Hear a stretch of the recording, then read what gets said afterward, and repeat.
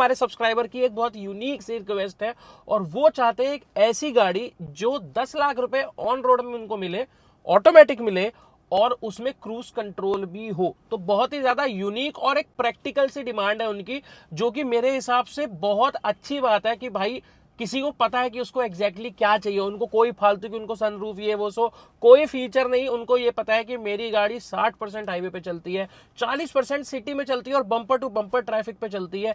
इसलिए हाईवे के लिए मुझे चाहिए क्रूज कंट्रोल और बम्पर टू बम्पर ट्रैफिक के लिए मुझे चाहिए ऑटोमेटिक। तो कौन सी ऑटोमेटिक कार इस बजट में बेस्ट रहेगी वो पूछ रहे हैं हम। तो अब हम आपको बताएंगे कि क्या ऑप्शंस अवेलेबल हैं अगर आपकी भी ऐसी सिंपल सी रिक्वायरमेंट है। अब मैं सबसे पहले आपको बता दूं कि अगर आप इस रिक्वायरमेंट के साथ सोच रहे हो कि आप पैसे बचा लोगे, यानी कि 10 लाख का बजट तो है लेकिन हो सकता है मुझे 7-8 लाख में कोई गाड़ी मिल जाए, तो आप गलत सोच रहे हो। क्योंकि अगर आप बात करो टियागो की, तो टियागो के टॉप मॉडल में भी आपको क्रूज कंट्रोल तो नहीं मिलता अगर आप एएमटी की भी बात करो।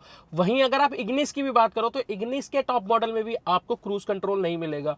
तो पैसे तो भाई साहब नहीं बचेंगे, 10-1 लाख रुपए तो करीब करीब खर्च होंगे ही होंगे आपके। अब हमारे पास ऑप्शंस क्या बच जाते हैं, तो ऑप्शंस देखा जाए तो आप कहोगे भाई साहब सबसे बढ़िया ऑप्शन है मैग्नाइट है, हमारे पास 6 लाख से शुरू हो जाती है। तो मैग्नाइट फैन बॉयज का मेरे लिए एक ही जवाब है कि इतनी भी सस्ती नहीं है मैग्नाइट। हाँ, उसके स्टार्टिंग जो है वो 6 लाख से हो जाती थी, लेकिन वो इतनी भी सस्ती नहीं है। अगर आप उसमें भी क्रूज कंट्रोल ढूंढ रहे हैं तो वो भी आपको टॉप मॉडल में मिलेगा, वो भी टर्बो सीवीटी जाके, जो कि 13,20,000 रुपए के आसपास ऑन रोड पड़ता है। तो वो ऑप्शन भी नहीं है। तो हमारे पास ऑप्शंस क्या क्या है, हमारे पास मोटे मोटे ऑप्शंस हैं 4। पहला है स्विफ्ट डिजायर, एक ही गाड़ी मान लो या अलग अलग मान लो, 50,000 का फर्क है, 50,000 में डिक्की लग जाती है। दूसरा Hyundai i20, तीसरा एल्ट्रोस DCA जो अभी अभी आया है, और चौथा हमारे पास है पंच का ऑप्शन। इसमें से हमारे पास 2 AMT है, यानी कि आपकी जो स्विफ्ट है वो आपको AMT मिलेगी, स्विफ्ट डिजायर आपको AMT में मिलेगी, आपको पंच जो है वो AMT में मिलेगी। इसके अलावा जो फुल्ली ऑटोमेटिक गाड़ियां हैं हमारे पास वो 2 हैं, एक है DCA एल्ट्रोस और दूसरी है Hyundai i20 की IVT। ये 2 गाड़ियां जो हैं ये फुल्ली ऑटोमेटिक हैं, और जो हमारे पास स्विफ्ट है और पंच जो है वो AMT है। इसके अलावा क्या क्या ऑप्शंस हो सकते थे वो मैं आपको बताता हूं कि भाई आपको नेक्सॉन में भी मिल जाएगा ऑटोमेटिक ट्रांसमिशन 10 लाख से नीचे, आपको बलिनो में भी मिल जाएगा, आपको मैग्नाइट में भी मिल जाएगा। लेकिन जो क्रूज कंट्रोल की साथ में डिमांड है वो आपको ना तो नेक्सॉन में मिलेगी ना बलिनो में मिलेगी। बलिनो में भी अगर आप अल्फा मॉडल में जाते हैं, अल्फा AMT लेते हैं, तो वो 11,23,000 रुपए के आसपास पड़ता है, और उसमें भी आपको क्रूज कंट्रोल सिर्फ टॉप में मिलता है। तो 10 लाख के नीचे क्रूज कंट्रोल और ऑटोमेटिक का जो कॉम्बिनेशन है वो हमको सिर्फ इन 4 गाड़ियों में मिलेगा। और बहुत ही मतलब एक मेरे को आश्चर्य हुआ ये चीज देख के कि होंडा की अगर आप अमेज की बात करोगे तो होंडा की अमेज में ऑटोमेटिक के साथ क्रूज कंट्रोल आता ही नहीं है। आपको मैनुअल के साथ क्रूज कंट्रोल उसमें मिलेगा, चाहे डीजल ले लो पेट्रोल ले लो, लेकिन आपको उसके अंदर ऑटोमेटिक के साथ क्रूज कंट्रोल नहीं मिलेगा टॉप मॉडल में भी। तो ये बड़ी अजीब सी बात को बात लगी। और यही सेम चीज आपको देखने के लिए मिलेगी Hyundai Aura में। तो Hyundai Aura AMT के अंदर आपको क्रूज कंट्रोल नहीं मिलता। तो ये पता नहीं कैसा सा हिसाब किताब है, और इतनी बड़ी चीज नहीं है क्रूज कंट्रोल, लेकिन सच में अगर किसी को पता है कि उसकी रिक्वायरमेंट क्रूज कंट्रोल की है तो बहुत ही ज्यादा लिमिटेड जो है ऑप्शंस है हमारे पास मार्केट में। अब बात कर लेते हैं जो ऑप्शंस हमारे पास मार्केट में अवेलेबल है उनके अंदर आपको क्या मिल रहा है और क्या लेना चाहिए। तो सबसे पहले तो AMTs की बात कर लेते हैं। अब AMTs की अगर आप बात करोगे तो वो फुल्ली ऑटोमेटिक वाला हिसाब किताब है नहीं, वो ऑटोमेटेड मैनुअल ट्रांसमिशन एक तरीके से होता है। तो मैनुअल ट्रांसमिशन को ही ऑटोमेट किया जाता है, मतलब उसका जो बेस होता है वो मैनुअल ट्रांसमिशन ही होता है। तो उसमें आपको जो गियर शिफ्टिंग है वो आपको थोड़ी सी जर्की लगेगी, थोड़ी सी नहीं मतलब लगेगी ही जर्की। अगर मैं आपको एग्जांपल दूं, ये पंच की ड्राइव का एग्जांपल आप स्क्रीनशॉट में देख पा रहे हो। मेरे को बस हल्की सी इस गियर बॉक्स में मेरे को जो लग रहा है जैसे हम हल्के में है, ठीक है। अब देखो मैंने जैसे ही दबाया तो अब ये जर्क है, ये हल्का सा जर्क है जो मतलब थोड़ा सा एक्सपीरियंस जो है। और अगर इससे अगर हड़बड़ा गई औरत तो मतलब इस AMT वाले जो गियर बॉक्स हो, चाहे वो टाटा का हो चाहे वो हो आपका मारुति का थोड़ा सा बेटर है वैसे, लेकिन अगर मारुति के भी गियर बॉक्स की आप बात करोगे तब भी इसको थोड़ा सा प्रॉब्लम होती है ये समझने में कि आप चाहते क्या हो। थोड़ा सा 1-2 सेकंड का लैग रहता है जो कि थोड़ा सा खटकता है अगर आप थोड़ा एंथुजियास्ट टाइप के हो। AMT आपके लिए है 100% है, क्योंकि वो आपको लाख रुपए सस्ता पड़ेगा। अगर आप बहुत ही आराम से, प्रेम पूर्वक, प्यार से आप ड्राइव करते हो। आपको कभी पंजा रख के ओवरटेकिंग नहीं करनी है, क्योंकि AMT अगर आप ले लेते हो तो ओवरटेकिंग आपको प्लान करनी पड़ेगी, प्री प्लान करनी पड़ेगी आपको। मतलब एक तरीके से 2-3 सेकंड पहले से सोचना पड़ेगा अगर आपको किसी को ओवरटेक करना है। आप अगर इंस्टेंटली सोचते हैं कि मैं ओवरटेक कर लूंगा तो वो गाड़ी आपका साथ नहीं देगी, तो आपको उसके साथ जीना पड़ेगा और उसी हिसाब से अडेप्ट करना पड़ेगा। ये नहीं कह रहा हूँ कि मैं अडेप्ट नहीं कर सकते हो, आप कर सकते हो। लाख रुपए बचे ना भाई साहब, लाख रुपए के लिए तो लाख रुपए का तेल भरवाऊंगा तो भाई कम से कम 20,000 किलोमीटर तो चली जानी चाहिए, शायद, पता नहीं, कैलकुलेशन गलत हो सकती है। कमेंट बॉक्स में बता देना कि लाख रुपए के तेल में कितनी चल सकती है गाड़ी।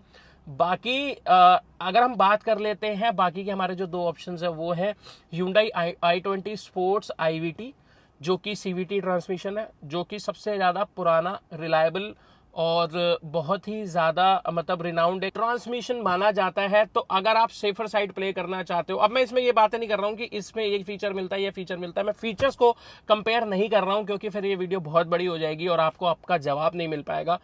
मेरे हिसाब से आपको, अगर आप 10 लाख का बजट लेके चल ही रहे हो, तो आपको इन 2 गाड़ियां Hyundai i20 स्पोर्ट्स IVT और Altroz XTA DCA में जाना चाहिए, जो कि आपको 10 लाख के आसपास पड़ जाएगी। जो DCA XTA आपको मिलेगा वो आपको 10 लाख रुपए ऑन रोड मिल जाएगा, और जो आपका i20 स्पोर्ट्स IVT है वो आपको 10,10,000 रुपए के आसपास ऑन रोड मिल जाएगा। इन दोनों गियर बॉक्सेस में आपको चूज करना चाहिए। जो IVT वाला है, IVT वाले में आपको रिलायबिलिटी अच्छी खासी मिल जाएगी, लेकिन ये गियर बॉक्सेस बहुत ज्यादा महंगे होते हैं। तो दोनों ही कंपनी का अगर आप ले रहे हो और आप पीस ऑफ माइंड चाहते हो तो एक्सटेंडेड वारंटीज जरूर ले लेना इनके साथ, चाहे DC हो चाहे IVT हो, क्योंकि भाई over the period of time 4-5-6 साल बाद अगर गियर बॉक्स में दिक्कत आती है तो भाई बड़ा मोटा सा खर्चा हो जाता है। इसलिए 5 साल की जो है वो सिरदर्दी मिटाने के लिए एक्सटेंडेड वारंटी, चाहे आप Hyundai i20 लो चाहे आप Altroz लो, आप एक्सटेंडेड वारंटी दोनों के साथ जरूर ले लें। और Altroz के साथ तो बिल्कुल 100% ही ले लें, क्योंकि ये नया प्रोडक्ट है अभी, और मतलब नया तो नहीं है, हो गया इसको 6 महीने आए हुए मार्केट के अंदर, इतना कुछ ज्यादा इश्यूज सुनने को मिल नहीं रहे हैं। लेकिन यू नेवर नो कि over the period of time ये गियर बॉक्स जो है वो कैसा परफॉर्म करता है रिलायबिलिटी के मामले में। परफॉर्मेंस जो है वो DCA की काफी अच्छी एडिकेट है, इंजन की जो थोड़ी बहुत कमी है वो भी पूरी कर देता है ये गियर बॉक्स, तो आपको इतनी स्लगिश नहीं लगेगी आप Altroz चलाने के अंदर। और i20 की भी ड्राइव जो है वो बहुत अच्छी है। अब ये आपका पर्सनल डिसीजन होने वाला है कि आपको लुक वाइज, फीचर्स वाइज, चलने में कैसी लगती है, वो आप जाइए खुद जाके टेस्ट ड्राइव करिए। इंटरनेट पे किसी भी जो ऑटोमोबाइल के बारे में बता रहे हैं आपको, उनकी बातें सुन के कोई डिसीजन नहीं लेना है। आप जाइए, अपनी फैमिली को लेके जाइए, गाड़ी में सबको बिठाइए और जो भी ऑटोमेटिक ट्रांसमिशन आप चलाना चाहते हैं वो चलाइए। जैसे कि अब मेरे को एक डीलरशिप पे नहीं मिला DCA, तो मैं दूसरी डीलरशिप गया, मेरे को वहां पे मिल गया, तो डीलरशिप जो है वो स्वैप करिए। और आपको जो ऑटोमेटिक ट्रांसमिशन चलाना है वो आप उनसे कहिए रिक्वेस्ट करके कि अगर वो अरेंज करवा सकते हैं। कई बार ऐसा होता है कि टेस्ट ड्राइव व्हीकल नहीं होते, तो वो आपको किसी की डिलीवरी वाली व्हीकल होती है वो ही चलवा देते हैं एक कंट्रोल्ड एनवायरनमेंट में। तो ये चीज जरूर देखिए, खुद चलाइए, खुद डिसीजन लीजिए।